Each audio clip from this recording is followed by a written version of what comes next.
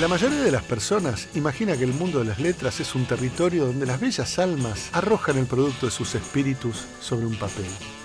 Eso es puro cuento. En realidad, la literatura es una zona de conflicto donde cada escritor pelea por encontrar su lugar bajo el sol, empuñando su obra en este campo de batalla.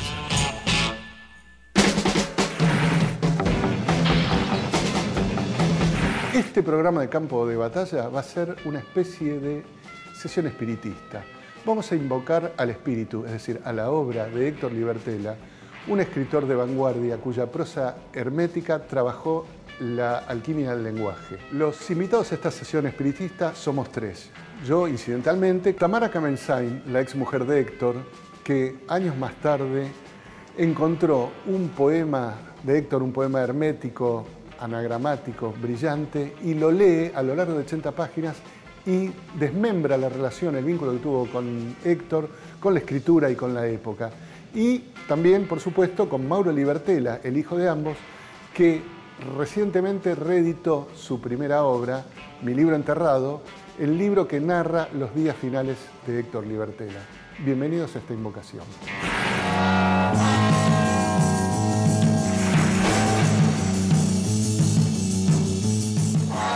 Tengo que comenzar la entrevista con ustedes contándoles algo que es bastante inusual. Leí tanto el libro de Tamar como Mi libro enterrado 3 veces. Y son libros completamente distintos. Ambos textos son textos de una inteligencia poderosa y de una relación con el objeto narrativo completamente diversa. Me gustaría empezar hablando, Mauro, con tu mamá. Por supuesto. Tamara. Sí, corresponde. Llegó primero, digamos. Llegó primero. Leyendo el poema que Héctor te dedicó y que Héctor Libertela te dedicó, tu ex marido, me dio la impresión de que se te escapaba lo más obvio. A ver. Te voy a leer el texto que Héctor te dedicó días después de separarse, que te pasó debajo de la puerta y que vos leíste con cierta sensación de desazón y de disgusto porque creías no era una carta de amor, sino un texto en la tradición tallerística que vos y Héctor mantenían.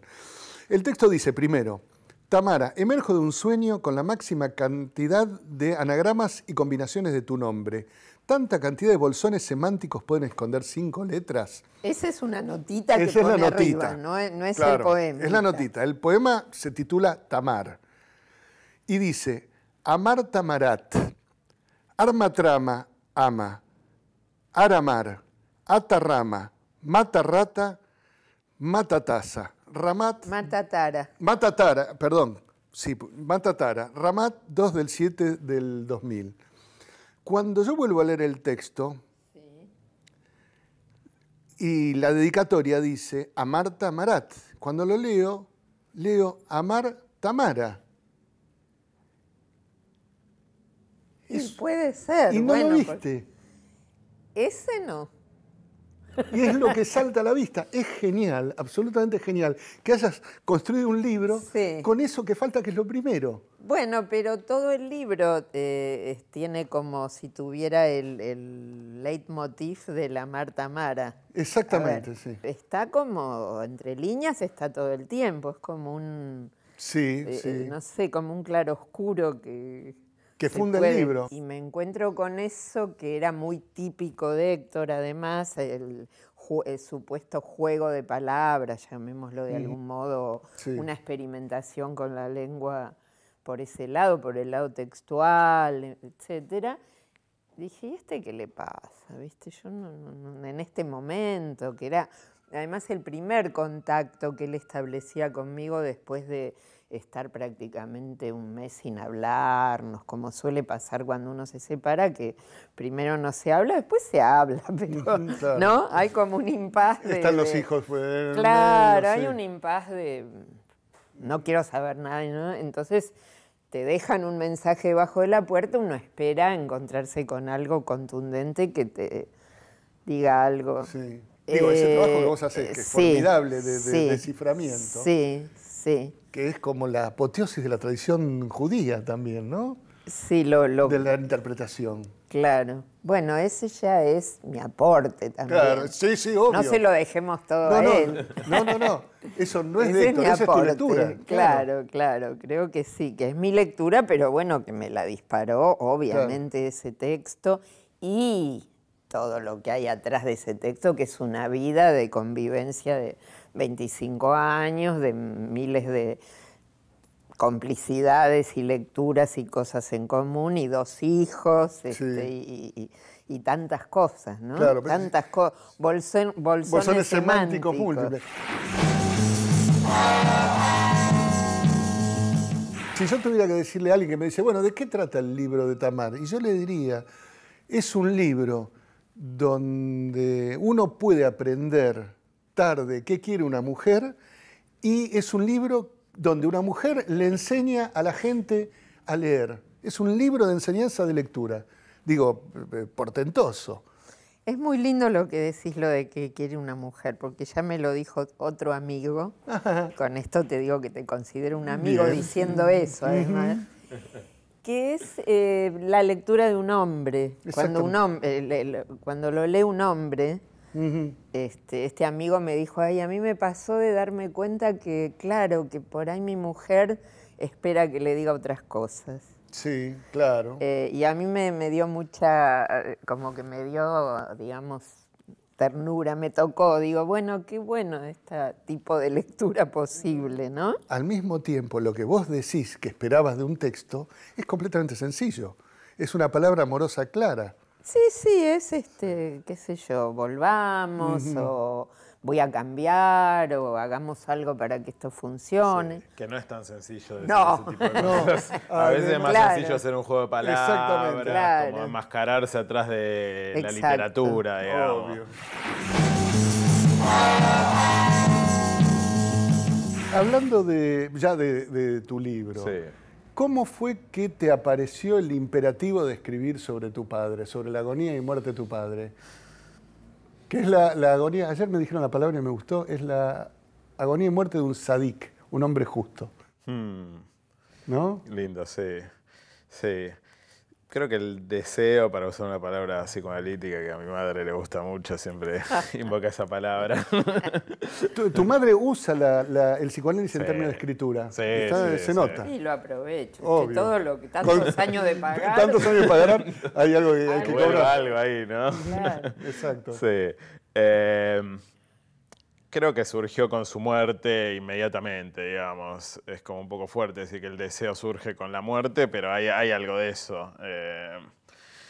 Cuando él murió, yo ya venía escribiendo periodismo cultural, textos en diarios y revistas, pero nunca había probado a escribir nada literario o de ficción o ningún tipo de intento de libro.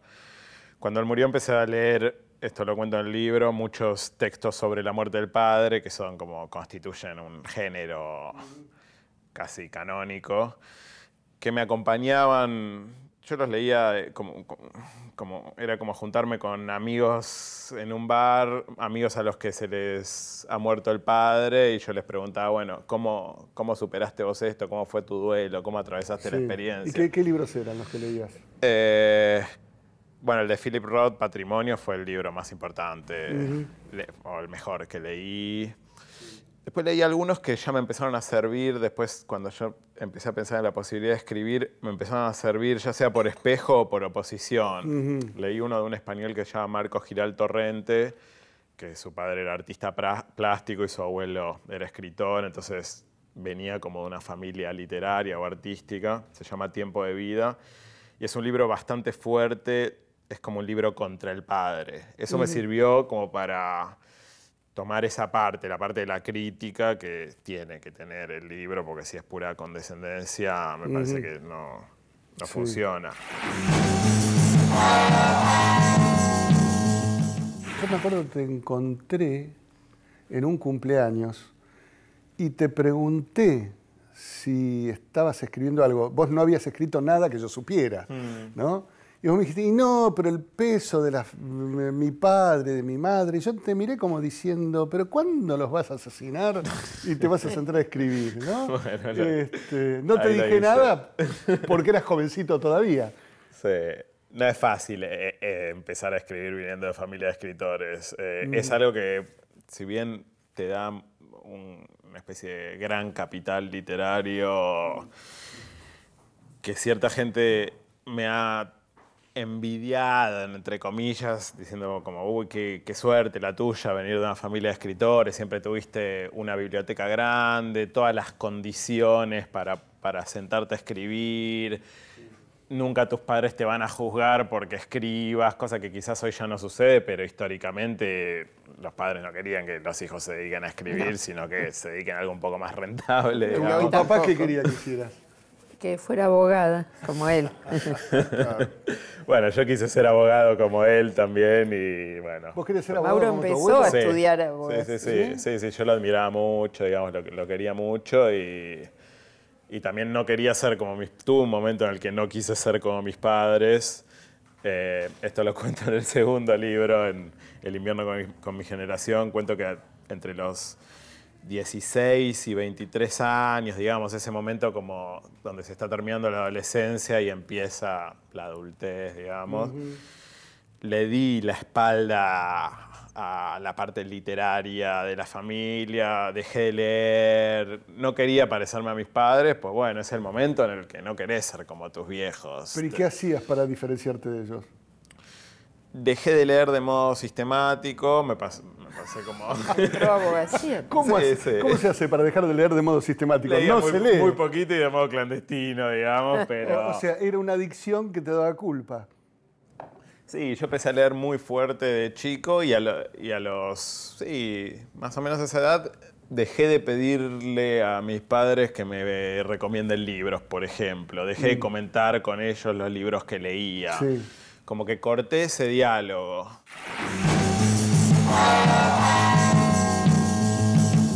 ¿Y es una vida ensoñada la de un matrimonio de escritores? Ese trabajo donde se funden los inconscientes en la lectura de la obra del otro y en el trabajo de corrección mutuo. La vida de los matrimonios es ensoñada, ya de por sí. Sí. A veces es una pesadilla y a veces es un sueño. Claro, obvio. Ensoñada en el sentido que uno pone muchas cosas, tiene que poner muchas cosas en el otro para que la cosa funcione, mucho digamos, del imaginario, ¿no? Sí. Es así, pero no está mal, no quiere decir, no, porque algunos piensan, bueno, entonces le tengo que armarme una idealización del otro, una figura, no, bueno, es parte de lo que es el amor, ¿no? El amor es como, digo yo, no sé, es proyectar un velo en el otro de muchas cosas que uno le gustaría encontrar en ese, ¿no? Claro. Pero tiene que estar la base para armarlo también. Pero ¿y la naturaleza específica del vínculo? Por eso, vos me preguntás en relación a los escritores, también uno tiene que poner un velo, no es un velo, no, tiene que proyectar algo sobre lo que lee del otro, sobre lo que el otro escribe. Sí, una expectativa superior. Y sí, como una especie de lo adorna como para que le guste también, porque es un poco difícil y conflictivo que por ahí no te guste tanto lo que escribió el otro. O que empiece a dejar de gustarte. O que empiece a dejar de gustarte, que es lo mismo que el matrimonio, o sea, no te gusta del mismo modo, con la misma intensidad que los primeros años. Te tiene que gustar de otra manera. El vínculo genera otros tipos de construcciones, hay que trabajar. Pasa un poco lo mismo con los textos. No hay que resignarse al efecto de una decepción inevitable con el transcurso de los años, sino que hay que remontar la corriente. Y en lo posible estaría Nunca bueno. se me ha ocurrido.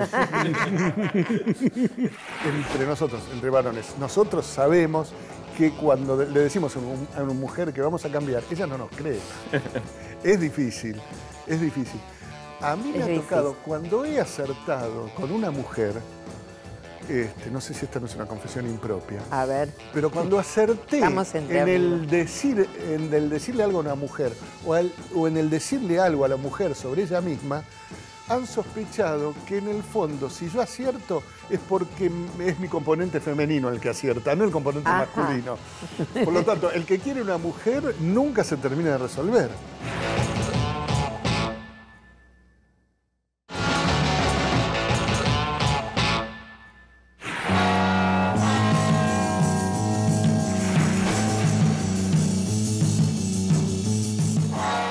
En el circuito del amor y el desamor, del afecto y del odio, el desafecto momentáneo y la reconciliación, ¿hay posibilidad de hacer una lectura que tenga un mínimo viso de objetividad?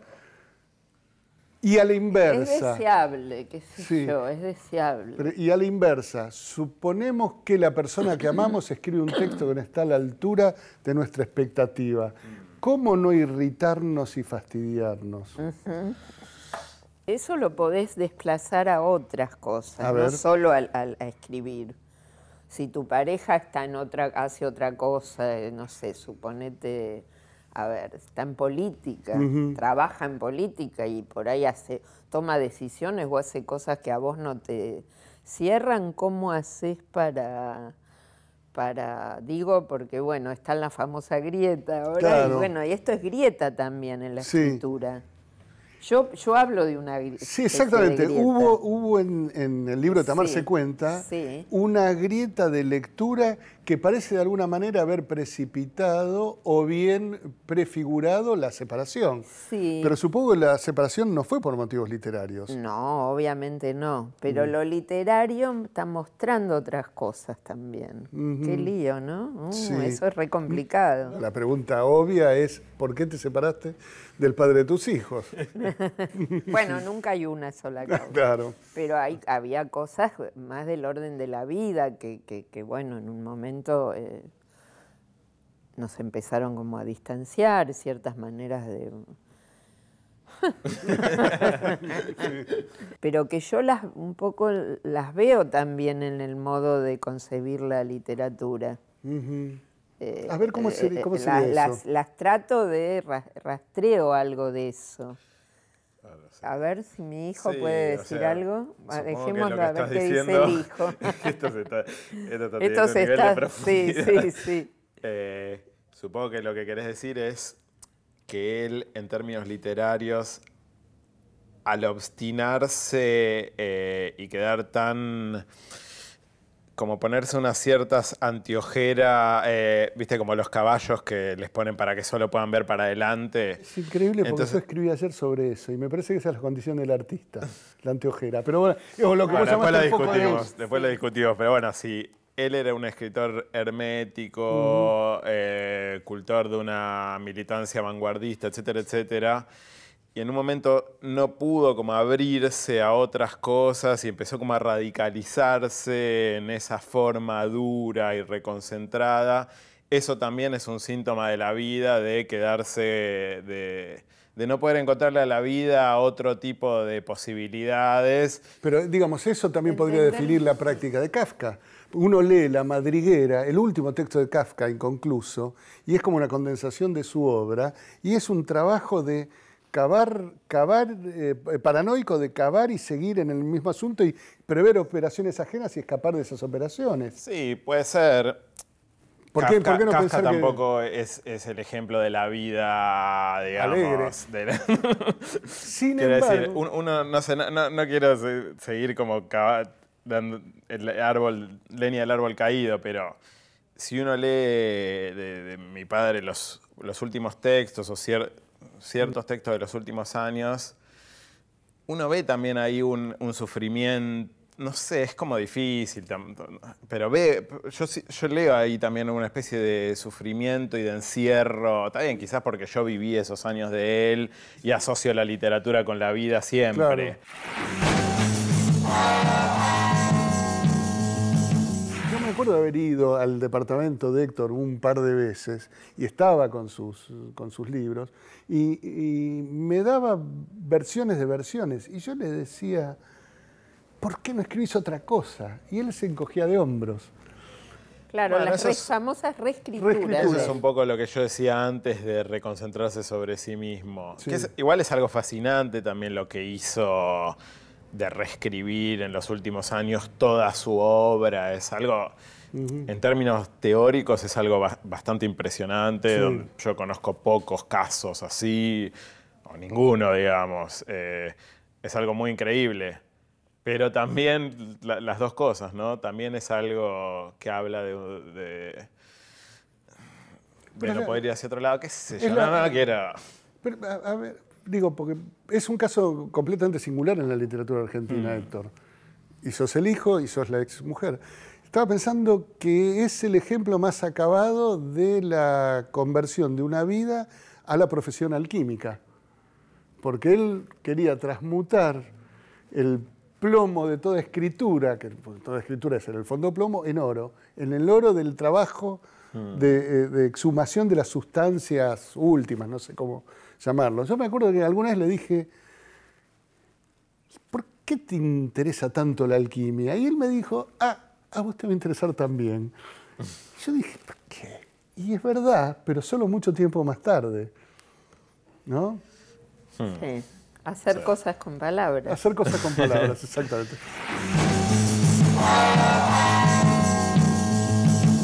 El Chiche Vespolini era el menor de 5 hermanos, 2 varones y 2 mujeres. Su verdadero nombre era argentino, pero le decían así porque de chico era tan lindo y simpático que se había convertido en el chiche de sus hermanas. Los Vespolini se habían instalado en Mar del Plata a principios del 1900 y siempre habían tenido hoteles y restaurantes. De su familia, el Chiche había heredado la Trattoria Napolitana, el primer restaurante en el mundo en servir sorrentinos. Virginia Higa es escritora y traductora. Actualmente vive en Estocolmo, donde dicta clases de español y traduce textos. Descendiente de japoneses e italianos, Virginia disfruta de su presente sueco, mientras en las librerías de Buenos Aires circula Los Sorrentinos, su primera novela inspirada en las peripecias de su linaje italiano y en las posibilidades gastronómicas que los sorrentinos ofrecen para el consumidor argentino. El raviol no es una entidad definida, existe en la acumulación. Decir comí un raviol es una cosa absurda, un sinsentido. Un sorrentino, en cambio, es un ente en sí mismo. Virginia Higa, escribiste una primera novela, yo no sé si escribiste otros textos antes, que es sorprendentemente buena, muy bien escrita, muy bien pensada. Digo, yo la leía y tenía la sensación de un despliegue, ya que trabaja sobre temas caros a los italianos, operístico. Ajá. Con un personaje que además que es el dueño de un restaurante, Los Sorrentinos, que gusta de la alta cultura, ¿no? Sí. Y además vos sos, por lo menos visiblemente, de origen japonés. Sí. ¿Cómo es tu relación con la cultura italiana? Mi relación en realidad con la cultura italiana empieza desde muy chica porque yo fui a un colegio italiano en la primaria. Entonces, medio que aprendí italiano casi a escribir y al mismo tiempo. Sí. Entonces, ¿pero por qué fuiste a un colegio italiano y no japonés? Iba al colegio italiano en la semana y los sábados iba al colegio japonés. Entonces ¿en serio? sí. Porque la familia de mi mamá, la familia materna, son italianos y son esta familia. Son los sorrentinos. Sí, venían de Sorrento y bueno, y la cultura italiana estaba muy presente siempre. Sí. Entonces, bueno, por eso nos mandaron al colegio italiano para que aprendiéramos el idioma. Pero bueno, sí, es una mezcla de las dos culturas. O sea que lo japonés en tu novela sería lo parsimonioso del relato, que se toma su tiempo para Puede ser, quizás el otro día lo pensaba y por ahí lo más japonés es esta cosa como de que la muerte no sea algo tan trágico, porque para los italianos sí es muy trágica, claro, la muerte y no les gusta hablar de la muerte y a la familia de mi mamá, no, o sea, siempre que alguien menciona a un muerto o la muerte hacen los cuernos y es como, claro. Y los japoneses no son así. No, en la cultura japonesa hay hasta una religión de los fantasmas. Claro, sí, y además en mi familia japonesa mis abuelos eran shintoístas, entonces mi tía tiene el altarcito ahí para los antepasados. Claro. Y no es tan trágica, no es tan terrible la muerte, me parece. Quizás eso es lo japonés que tiene. Sí. ¿Y cómo concebiste la novela? ¿Cómo la publicaste? ¿Y de dónde venís? ¿Cómo la concebí? ¿Sos primera novela? Sí. Yo había empezado como a escribir escenas sueltas del personaje principal en el restaurante. Sí. No tenía la idea de escribir una novela, o sea, se fue como armando un poco a medida que la iba escribiendo. Y en un momento, cuando el personaje principal, que está basado en una persona real, todavía estaba vivo, en un momento se me ocurrió que sería bueno hacer, no sé, un documental, algo para mostrar cómo era ese mundo del restaurante, de la vida. Después me di cuenta que no sabía nada sobre documental y que era algo medio imposible. Y en un viaje a Italia que hice en 2014, leí Léxico Familiar de Natalia Ginzburg. Ah, no lo leí. Y ese libro como que me abrió como los ojos a... Es la historia de la familia de ella, que eran italianos judíos del norte de Italia. Y ella cuenta la historia de la familia a partir como de las palabras que usaban en su familia y de las frases, y va construyendo a partir de eso. Entonces, cuando yo le dije, ay, pero yo también tengo un montón de palabras y de cosas que me gustaría contar de esta manera, y como que eso me hizo pensar que podía, no sé, dialogar de alguna manera con ese libro o hacer una versión propia de eso. Sí. Y después lo publiqué, bueno, salió este año. Yo antes trabajaba en esta editorial, trabajé en otras editoriales también, o sea, como que yo hacía prensa, conozco como el mundo editorial. Interna del mundo editorial desde la parte de la industria. Claro, sí. Y bueno, fue un poco raro porque al mismo tiempo ya estaba trabajando en editoriales, pero estaba escribiendo una novela y me sentía como un poco una farsante. ¿Por qué? Y no sé, porque quería escribir, pero al mismo tiempo trabajaba como del lado de la edición. Entonces, bueno, pero es una ventaja a la hora de publicar, es decir, un poco conocer gente sí. a la que podés llevarle un texto. Sí, un poco sí. Y sé cómo funciona un poco el mundo editorial. De ese lado es bueno. Cada pasta tiene su personalidad, decía el Chiche, que también corregía a quienes confundían agnolotti con tortellini o tagliatelle con pappardelle. En la trattoria la porción traía 6 sorrentinos, ni uno más ni uno menos. Era fundamental que el sorrentino se cortara solo con tenedor. Al que le clavara un cuchillo se lo calificaba inmediatamente de forastero. Si lo hacía alguien de la familia, se lo corregía en el acto. Cuando algún sobrinito aprendía a comer con cubiertos y se le enseñaba la importancia de no cortar ninguna pasta blanda con cuchillo, la lección era aceptada como un dogma. ¿Es difícil para los jóvenes publicar hoy? Ay, yo qué sé, quizás es más fácil ahora que no sé, hace 20 años, 30, qué sé yo. Seguro. Yo, por lo que sé, los editores extranjeros cuando vienen a la Argentina buscan autores, mujeres y jóvenes. Claro. Así que aprovecha, aunque vos vivís en Estocolmo. Sí, vivo hace un año nada más ahí igual, viví toda mi vida acá, ¿no? Sí. Pero sí, creo que sí, que quizás es más fácil ahora que antes, que igual nunca es del todo fácil porque hay un montón de, no sé, de dificultades. Para mí tiene que estar bien el libro para ser publicado, no sé, no es que... Sí. Por eso me habías preguntado, esa es la primera novela que publico, pero yo siempre escribí, pasa que no había publicado nada antes. Sí. ¿Fuiste a talleres literarios o nada Sí, de eso? fui varios años al taller de Eve Uhart, y después hice taller con Federico Falco también, un año o 2, no me acuerdo. Sí. Pero son cuentistas, vos sos claramente Sí, son novelista. Cuentistas. No sé. Sí, es que se puede hacer una división tan temprana, pero se nota que en el aliento narrativo que las formas breves no son necesariamente lo tuyo, sino las formas más amplias. Esto es lo más largo hasta ahora que escribí. No sé, quizás porque esta novela también tenía... Necesidad de expansión. Sí, claro. Sí. Se fue armando...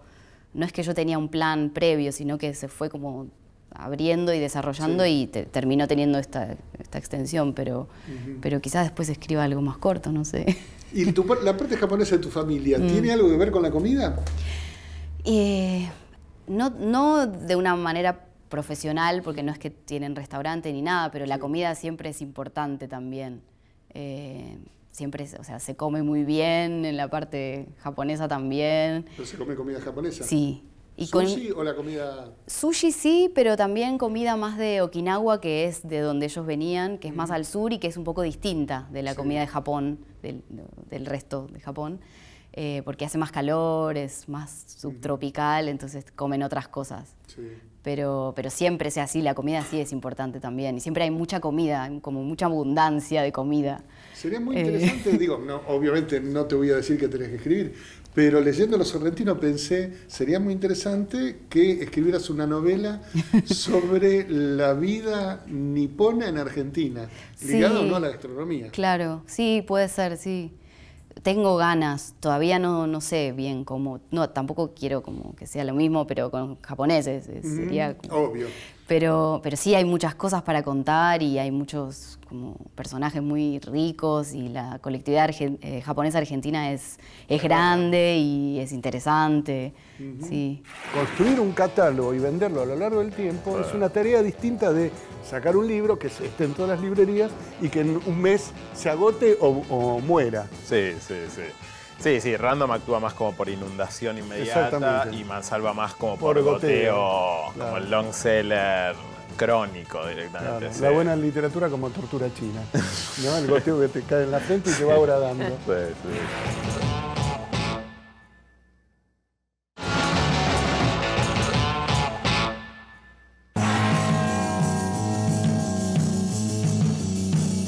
Seamos populistas o populares por un rato. En el fútbol, el debate del siglo XX es quién es el jugador más grande, Maradona, Messi o Pelé. Como el fútbol me importa poco, hago mi propio ranking. ¿Quiénes son los autores más grandes del siglo XX? Para mí son dos, que en el fondo tal vez podrían pensarse que son uno, Borges y Kafka. El autor checo es un autor que es imposible no frecuentar. Mi libro favorito dentro de su obra vasta y conmovedora es La carta al padre.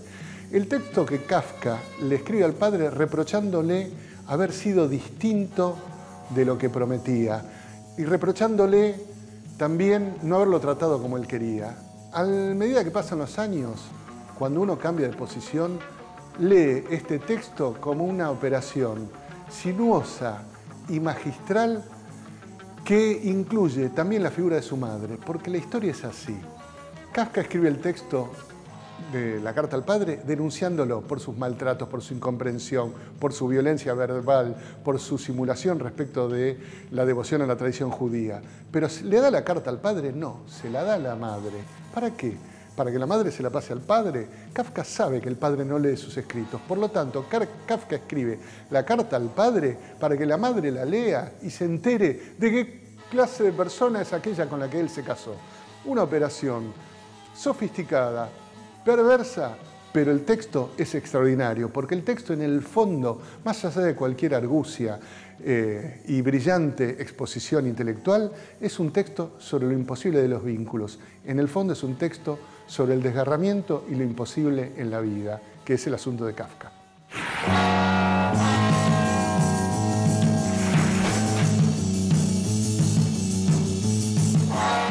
Ya que citaste el psicoanálisis, me acuerdo que hay una anécdota de Freud en su autoanálisis que cuenta que va de vacaciones a un lugar al que iba con su padre y que sube una montaña que subía con su padre y que cuando se da cuenta que está por pasar, digo, y no es una alegoría, es un hecho físico, cuando está por superar el límite al que había llegado con su padre, le da una especie de vaído, un mareo y retrocede, porque superar al padre es matarlo.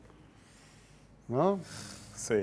O sea, Yo creo que lo interesante es más que superar o no, es diferenciarse. Diferenciarse, claro. Sí, bueno, yo iba a poner un epígrafe de Deleuze, pero me parecía un poco pomposo en este libro. Además, yo no soy lector de Deleuze y me parecía como que no podía poner un epígrafe de alguien que no he leído demasiado. Se lo había leído a Juan José Becerra, que estuvo sentado en este mismo sillón. En un texto, cuando yo estaba escribiendo este libro, dije, este epígrafe me sirve para este libro, que era algo así como el problema con el padre no es cómo superarlo, pongamos, sino cómo encontrar un camino en donde él no lo encontró, digamos. Exacto. ¿No? Y este libro es un poco eso también, es como eso que decía antes de criticarlo a mi padre. Es también ver dónde los caminos, dónde a él le fallaron ciertos caminos.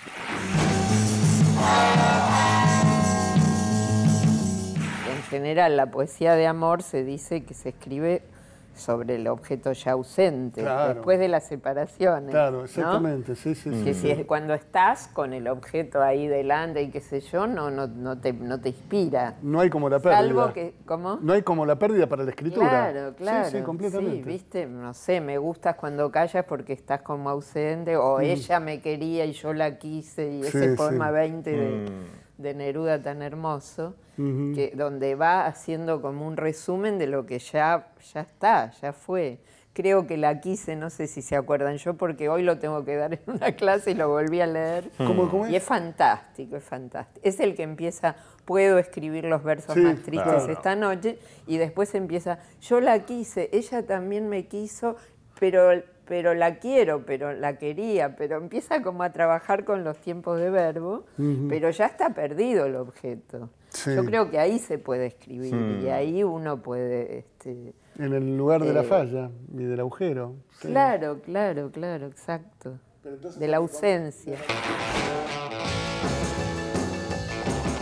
La vida se alimenta de la muerte y la muerte se alimenta de la vida. La literatura se alimenta de literatura. No es casual, es tal vez una especie de dichosa fatalidad que la obra de Héctor Libertela haya dado lugar a la escritura de un libro magnífico como el libro de Tamara Kamensain, su exmujer, y Mi libro enterrado, una especie de autobiografía y testimonio absolutamente conmovedor del hijo de Héctor, Mauro Libertela.